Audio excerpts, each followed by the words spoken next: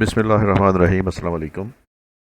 آج پاکستان افیئرس کا lecture number 28 ہے اور اس میں ہم لاہور ریزولوشن 1940 پہ بات کریں گے اور دیکھیں گے کہ لاہور ریزولوشن کے سیلینٹ پوائنٹس کیا تھے اور اس پہ ریئیکشن جو تھا ہندوز کا کیا تھا اور برٹش گورنمنٹ کا ریئیکشن کیا تھا۔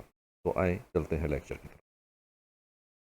سب سے پہلے بیک گراؤنڈ کی طرف آتے ہیں کہ وہ کیا بیک گراؤنڈ تھی جس میں ریزولوشن پیش کی گئی، یا وہ کون سے عوامل تھے جن کی وجہ سے 1940 میں آل انڈیا مسلم لیگ نے یہ ڈیسائیڈ کیا کہ انہیں ایک سیپریٹ ہوم لینڈ کی ریزولوشن پیش کرنی چاہیے۔ سب سے پہلے ہم دیکھتے ہیں کہ سیپریٹ الیکٹریٹ جو لکھنؤ پیکٹ سائن ہوا، اس کے بعد پھر اس سے پہلے منٹو مارلے ریفارمز آئیں 1909 میں، لکھنؤ پیکٹ سائن ہوا 1916 میں، اور چیلمسفورڈ ریفارمز آئیں 1919 میں۔ ان تمام ریفارمز میں اور ان تمام جو پیکٹس ہوئے لکھنؤ پیکٹ میں، خاص طور پہ مسلمانوں کے لیے سیپریٹ الیکٹریٹ کا مطالبہ مان لیا گیا تھا۔ یہ لکھنؤ پیکٹ کانگریس کے ساتھ سائن ہوا تو کانگریس نے یہ مطالبہ مان لیا، اور منٹو مارلے ریفارمز 1909 برٹش گورنمنٹ نے کی تھی، اور چیلمسفورڈ ریفارمز بھی برٹش گورنمنٹ نے کی تھی۔ تو برٹش گورنمنٹ نے اور ہندوز نے مسلمانوں کا یہ سیپریٹ الیکٹریٹ کا مطالبہ مان لیا تھا۔ اور اس کے بعد سائمن کمیشن جب آتا ہے تو اس میں مسلمانوں نے اور کانگریس نے دونوں نے اس کمیشن کا بائیکاٹ کیا 1928 میں۔ تو اس سے پھر Nehru report, all parties conference ہوتی ہے سائمن کمیشن کے جانے کے بعد، تو نہرو کی سربراہی میں ایک 7 رکنی کمیٹی قائم کی جاتی ہے کہ جو انڈیا کے کمیونل پرابلمز ہیں اس کے لیے وہ کوئی سیلینٹ فیچرز ڈھونڈ کے دیں یا اس کے سلیوشن کے لیے کچھ اقدامات جو ہیں وہ سجیسٹ کریں۔ تو اس رپورٹ کو آل انڈیا مسلم لیگ نے ریجیکٹ کر دیا، کیونکہ اس میں مسلم لیگ سے سیپریٹ الیکٹریٹ بھی واپس لے لیا تھا اور سینٹرل لیجسلیٹر میں جو 1/3 پوسٹیں تھیں وہ بھی واپس لے لی تھیں۔ تو اس کے جواب میں پھر قائد اعظم نے اپنے 14 پوائنٹس دیے، جو بیسیکلی ایک روڈ میپ تھا کہ سب کانٹیننٹ میں مسلمانوں کے حقوق کو کس طرح محفوظ کیا جا سکتا ہے۔ انفارچونیٹلی قائد اعظم کے 14 پوائنٹس کو کانگریس نے ریجیکٹ کر دیا، تو پھر ایک نیا کرائسس ڈیولپ ہوا جس میں مائنورٹیز کے لیے اور خاص طور پر مسلمانوں کے لیے یہ مشکل ہو گیا کہ وہ اپنے رائٹ کو انڈیا کے اندر پروٹیکٹ کر سکیں۔ اس کے بعد جب یہ کرائسس زیادہ ڈیپن ہو گئے، کمیونل کرائسس زیادہ ڈیپن ہو گئے، تو برٹش گورنمنٹ نے راؤنڈ ٹیبل کانفرنس بلائی انگلینڈ میں، اور اس کے نتیجے میں جب پھر کرائسس ریزالو نہ ہوا through the round table conferences, تو پھر برطانوی گورنمنٹ نے اپنا ایک کمیونل ایوارڈ دیا، اور جو ڈیبیٹ ہوئی تھی راؤنڈ ٹیبل کانفرنسز میں اور جو ورکنگ پیپر بنا تھا راؤنڈ ٹیبل کانفرنسز کا، اور جو سائمن کمیشن نے اپنے ریکمنڈیشنز بنائی تھیں، اس کو ایک سلیکٹ کمیٹی کے حوالے کیا، اور سلیکٹ کمیٹی نے ایک ڈرافٹ بنا کر برطانوی پارلیمنٹ میں پیش کیا، جس کو 1935 میں انہوں نے ایکٹ کے طور پر نافذ کیا۔ لیکن یہ 1935 کا ایکٹ بھی مسلمانوں کے اور ہندوؤں کے درمیان جو کمیونل رفٹ تھی اس کو سالو کرنے میں ناکام ہو گیا۔ تو اس کے بعد جب الیکشن ہوتے ہیں 1937 میں، تو کانگریس رول آ جاتا ہے، اور اس کانگریس رول میں مسلمانوں کے ساتھ بہت زیادہ مذہبی بنیادوں پر، لسانی بنیادوں پر، کلچرلی بنیادوں پر ایک ظلم و ستم کیا جاتا ہے اور اٹراسٹیز کی جاتی ہیں۔ اور جب 1939 میں کانگریس نے ریزائن کیا تو مسلمانوں نے ڈے آف ڈیلیورنس منایا۔ تو یہاں تک پہنچتے پہنچتے 1939 تک پہنچتے پہنچتے جو کمیونل پرابلم تھا وہ اتنا زیادہ شدت اختیار کر گیا کہ اس کو سالو کرنے کے لیے کسی کے پاس کوئی ایسا سالڈ وے آؤٹ نہیں تھا یا روڈ میپ نہیں تھا۔ تو اس تناظر میں آل انڈیا مسلم لیگ نے اپنا 1940 کا جو سالانہ اجلاس تھا وہ لاہور میں منعقد کیا۔ In order to protect their political, social and religious rights, the Muslims first demanded for separate electorate. پہلے تو مسلمانوں کا یہ مطالبہ تھا کہ اگر سیپریٹ الیکٹریٹ دے دیا جائے تو ان کے حقوق جو ہے وہ ان کا تحفظ ہو سکتا ہے۔ However, they realized that even the right of separate electorate would not be enough and they had to search for some other long-term solution. علامہ اقبال نے تو 1930 میں ہی یہ سلیوشن دے دیا تھا کہ جو کمیونل پرابلم ہے اس کا ایک ہی حل ہے کہ مسلمانوں کے لیے ایک علیحدہ وطن دے دیا جائے، لیکن الٹیمیٹلی آل انڈیا مسلم لیگ جو تھی وہ اس پہ متفق ہو گئی کہ اب سیپریٹ الیکٹوریٹ جو ہے وہ مسئلے کا حل نہیں ہے، اب کوئی اور لانگ ٹرم سولوشنز جو ہیں اس کے کمیونل پرابلم کے ڈھونڈنے چاہیے۔ محمد Iqbal in his Allahabad address made it clear that Islam has its own social economic system and in order to implement it a political entity was required۔ تو علامہ اقبال نے 1930 میں ہی یہ سولوشن پیش کر دیا تھا کہ جو مسلمانوں کے پرابلم ہیں ان کے لیے ایک الگ ملک کی ضرورت ہے۔ Day of deliverance on December 22, 1939 was a vote of confidence given by the Muslim community in the leadership of Jinnah۔ تو جب 22 دسمبر 1939 کو کانگریس کی منسٹریز پروونسز میں ختم ہوئیں تو مسلمانوں نے اس پہ ڈے آف ڈیلیورنس منایا۔ اس ڈے آف ڈیلیورنس سے قائد اعظم پہ مسلمانوں نے اعتماد کا اظہار کیا کہ ان کی لیڈرشپ کے نیچے ہم کام کرنے کے لیے تیار ہیں اور وہ ہمارے انڈسپیوٹڈ مسلم امہ کے سب کانٹیننٹ میں لیڈر ہے۔ قائد اعظم call for 27th annual session of All India Muslim League to be held from March 22 to 24, 1940 at Lahore. تو قائد اعظم نے 27واں سالانہ اجلاس آل انڈیا مسلم لیگ کا 22 سے 24 مارچ 1940 کو لاہور میں طلب کر لیا۔ Sir Shah Nawaz Khan of Mamdot was made the head of the reception committee and میاں Bashir Ahmad was nominated as secretary of the session۔ تو یہ دو ہستیاں جو تھیں، سر شاہ نواز خان آف ممدوٹ، ان کو ریسیپشن کمیٹی کا سربراہ بنایا اور میاں بشیر احمد کو سیکریٹری بنا دیا اس سیشن کا۔ تو ان کے ذمے یہ کام لگا کہ یہ اس اینول سیشن کی تیاری کریں۔ 1940 کی جو ریزولوشن پاس ہونی تھی 22 سے لے کے 24 مارچ کے درمیان جو وہاں پہ میٹنگ ہونی تھی، اس سے پہلے خاکسار ٹریجڈی جو تھی یہ وقوع پذیر ہوتی ہے۔ Government of Punjab imposed ban on paramilitary groups on parading and wearing military uniform. تو جو گروپس تھے ان پہ گورنمنٹ آف پنجاب نے پابندی لگا دی کہ وہ وردی نہیں پہن سکتے، وہ پریڈ نہیں کر سکتے۔ اس پابندی کو خاکسار موومنٹ نے سمجھا کہ یہ صرف مسلمانوں کو دبانے کے لیے یہ پابندی لگائی گئی ہے، کیونکہ مسلمانوں نے یہاں پہ ایک پبلک میٹنگ کا پلان کیا ہوا ہے، تو اس کو سیبوٹاج کرنے کے لیے یہ پابندی لگائی گئی ہے۔ Khaksar movement violated this ban on 19 March 1940 and started marching Bhati gate Lahore. تو انہوں نے 19 مارچ 1940 کو اس پابندی کی خلاف ورزی کی، بھاٹی گیٹ میں ایک مارچ کیا۔ A clash broke out with police resulted in the death of 50 خاکسارز۔ تو وہاں پہ پولیس کے ساتھ ان کا کلیش ہوا، پولیس نے ان کے اوپر فائرنگ کی، جس کے نتیجے میں 50 خاکسار جو تھے وہ وہاں پہ شہید ہو گئے۔ اور اس کا فائدہ اٹھاتے ہوئے chief minister Punjab try to prevail upon Muslim League leaders to convince Quaid Azam to postpone the Lahore annual meeting of AIMLE۔ Chief minister Punjab نے اپنا انفلوئنس بھی یوز کیا آل انڈیا مسلم لیگ پہ، اور جو اس کے کچھ لوگوں کو اس نے پریشرائز بھی کیا، اور انہوں نے آل انڈیا مسلم لیگ کے ورکرز کو اور لیڈرشپ کو کہا کہ قائد اعظم کو کنونس کیا جائے کہ لاہور کے حالات خراب ہیں، اس لیے وہ لاہور تشریف نہ لائیں اور یہ جلسہ منسوخ کر دیں۔ لیکن قائد اعظم بہت ڈٹرمنٹ تھے کہ جلسہ اپنے ٹائم پہ ہوگا، اپنے وقت پہ ہوگا، اور جو شیڈیول طے کیا گیا ہے اسی کے مطابق ہوگا، اور قائد اعظم لاہور تشریف لائے اور انہوں نے یہ جلسہ منعقد کیا۔ اب پروسیڈنگ آف دی میٹنگ کیسے ہوتی ہے؟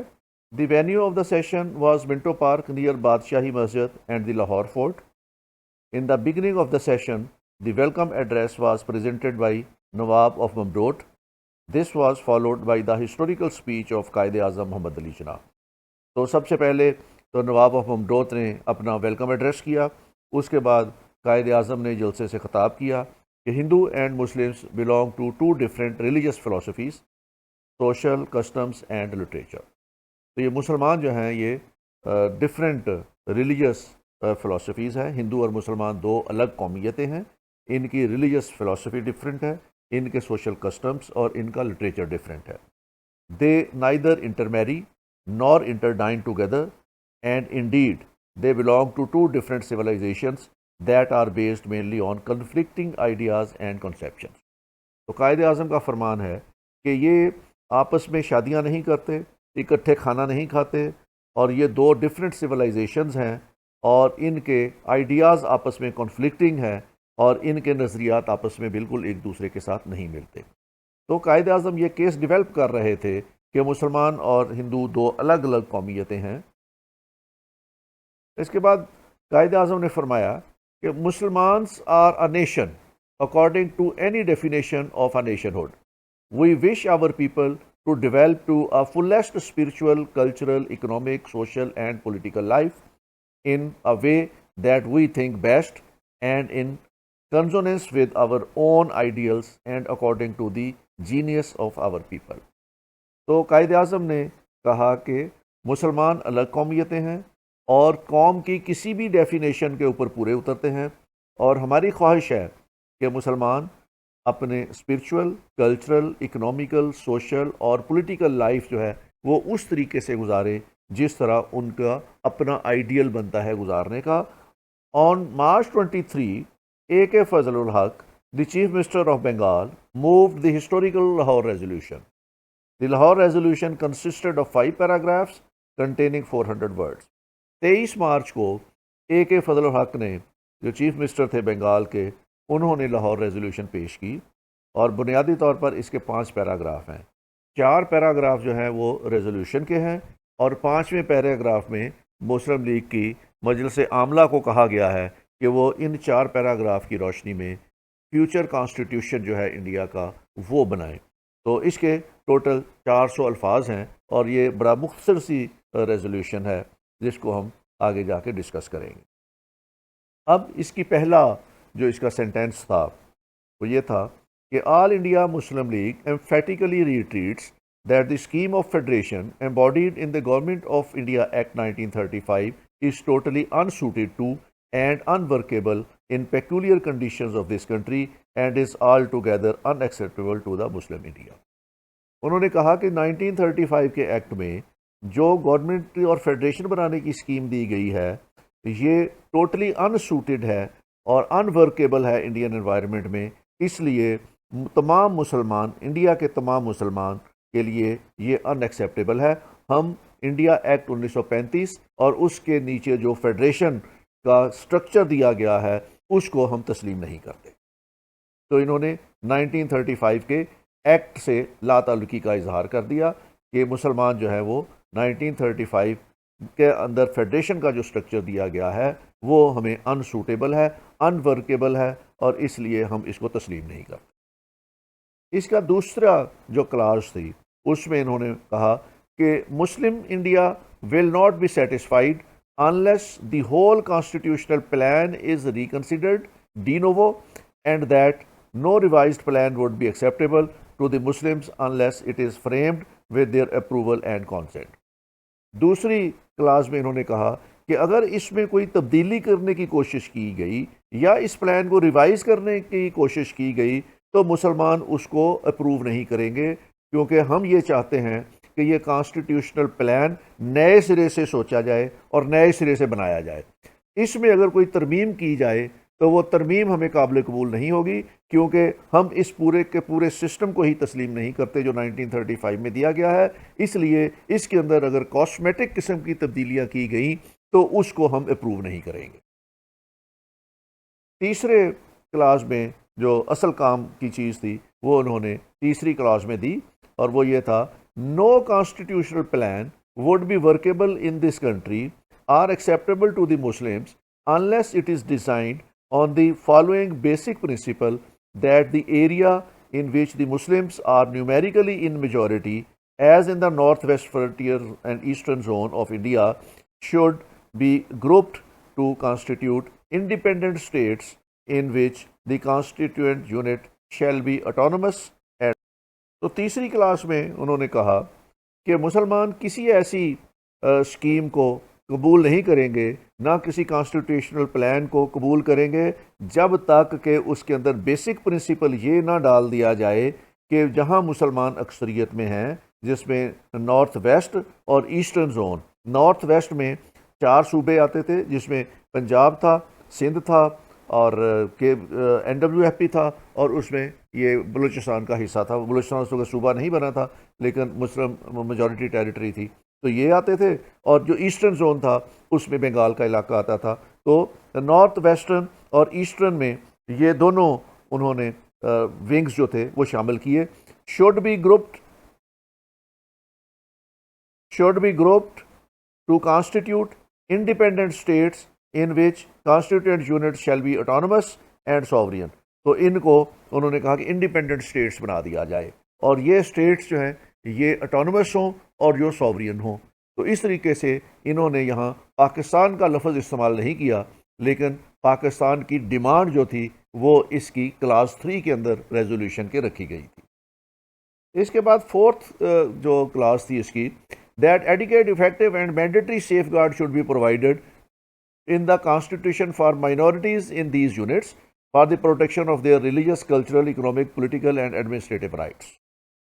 کہ یہ جو دو انہوں نے انڈیپینڈنٹ سوورین اسٹیٹس بنانے کی بات کی تھی, تو اس میں جو مائنورٹیز ہیں ان کے ریلیجس, کلچرل, اکنامک اور پولیٹیکل رائٹس جو ہیں ان کا تحفظ کیا جائے.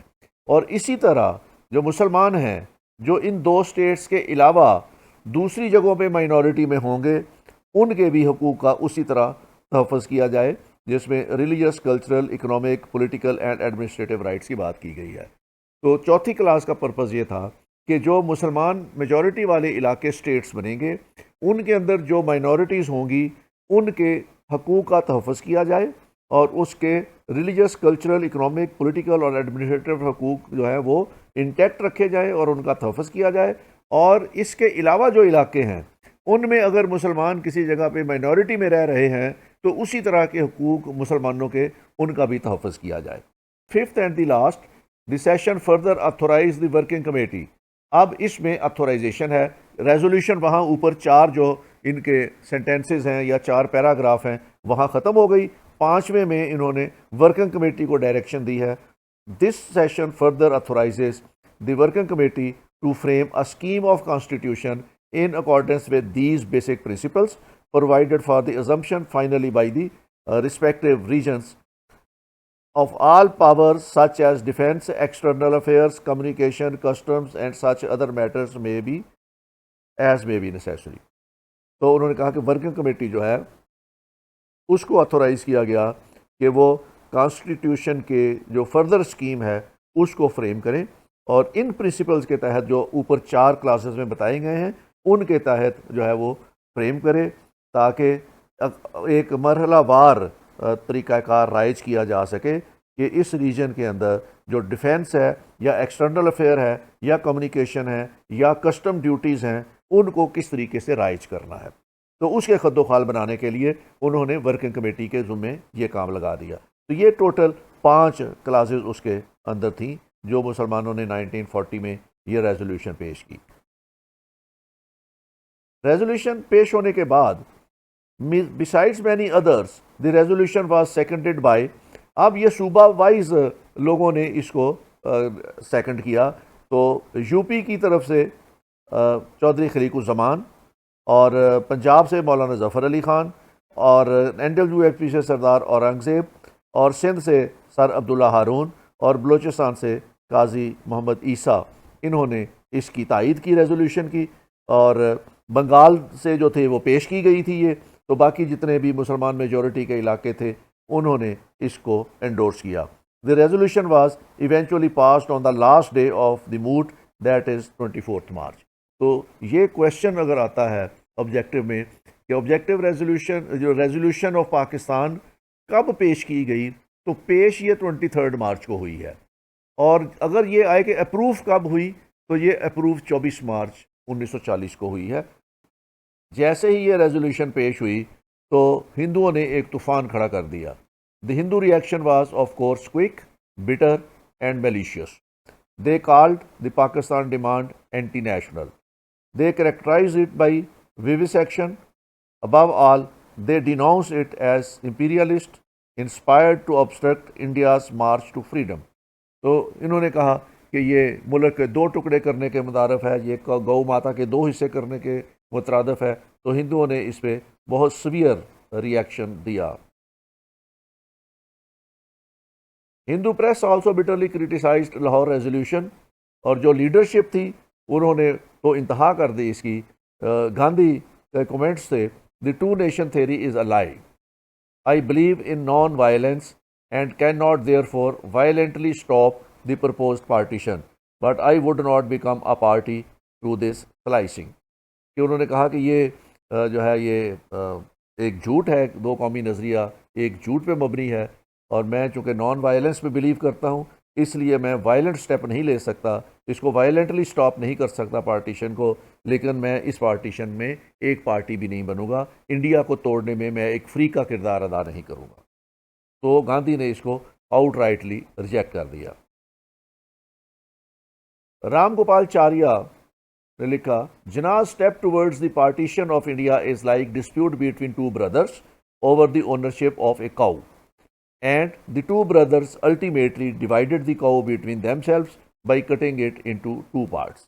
انہوں نے کہا کہ یہ پاکستان بنانے کا مطالبہ جناح کا ایسا ہی ہے جیسے دو بھائیوں کے پاس ایک گائے ہو اور وہ گائے کی ملکیت کے اوپر لڑائی ہو رہی ہو، اور الٹیمیٹلی وہ فیصلہ کریں کہ گائے کو دو حصوں میں کاٹ کر آپس میں بانٹ لیا جائے. تو مسلمانوں نے اپنے کمیونل مسائل کا حل اسی طرح کا نکالا ہے.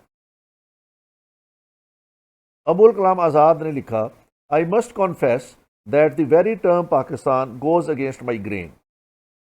It suggests that some portion of the word are pure while others are impure. Such a division of territories into pure and impure is un-Islamic and a repudiation of the very spirit of Islam. کہ یہ الگ ملک لینا، انہوں نے کہا کہ جس کا نام لینڈ آف پیورز رکھا جائے اور کہا جائے کہ باقی امپیور ہیں، تو اس کو میں نہیں مانتا اور یہ اسلام کی اسپرٹ کے خلاف ہے. تو انہوں نے بھی، ابو الکلام آزاد نے بھی پاکستان کی ریزولوشن کی مخالفت. The British press did not attach much importance to the Lahore resolution. Almost all the governors of the provinces gave statement against Lahore resolution. تو پنجاب کے گورنر نے اس کے خلاف بیان دیا، ہند کے گورنر نے اس کے خلاف بیان دیا، اسی طرح کسی بھی گورنر نے اس کو انڈورس نہیں کیا، اور جتنے بھی گورنر تھے انہوں نے مسلمانوں کے اس مطالبے کو کرٹیسائز کیا. اس کی سگنیفیکنس کیا ہے ریزولوشن کی؟ ایک تو مسلمانوں کے لیے سگنیفیکنس ہے کہ وہ جو قاعدہ جو علامہ اقبال نے ایک فلسفی دی تھی ان کو سیپریٹ ہوم لینڈ کی، الٹیمیٹلی مسلم لیگ جو ہے وہ اس پہ آ گئی، اور مسلمانوں نے اس کو پھر اپنی لائف کا موٹو بنا لیا کہ اپنا ملک الگ لے کے رہنا ہے، جہاں ہم اپنی مرضی کے ساتھ اپنے دین کی جو ترویج ہے اس کو کر سکیں. لیکن اس کو جو سگنیفیکنس بتائی ہے اس وقت کے گورنر پنجاب نے جو ایچ کریک تھے، انہوں نے 3 اسپیکٹ بتائے ہیں اس کی سگنیفیکنس کے. پہلا، the importance of All India Muslim League as the representative Muslim organisation had been immensely enhanced. کہ مسلمانوں کی امپورٹنس جو ہے ایز این آرگنائزیشن اس مطالبے کے بعد بہت زیادہ بڑھ گئی. جناح's own personal prestige had greatly risen.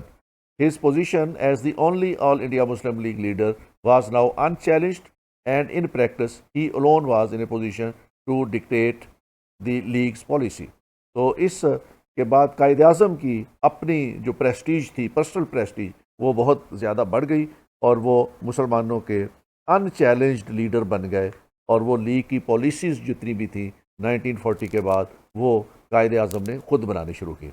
Muslim opinion was now outward at least unanimous in favour of the partition of India. اور جتنے بھی مسلمان تھے ان کے اندر یہ یونینیمس آ گئی، اوپینین آ گئی ان کی کہ اب انڈیا جو ہے اس کی پارٹیشن ہونی ہے، اور پھر الٹیمیٹلی انہوں نے اس کی پارٹیشن کروا لی. تو یہ سگنیفیکنس ہے ریزولوشن آف پاکستان کی.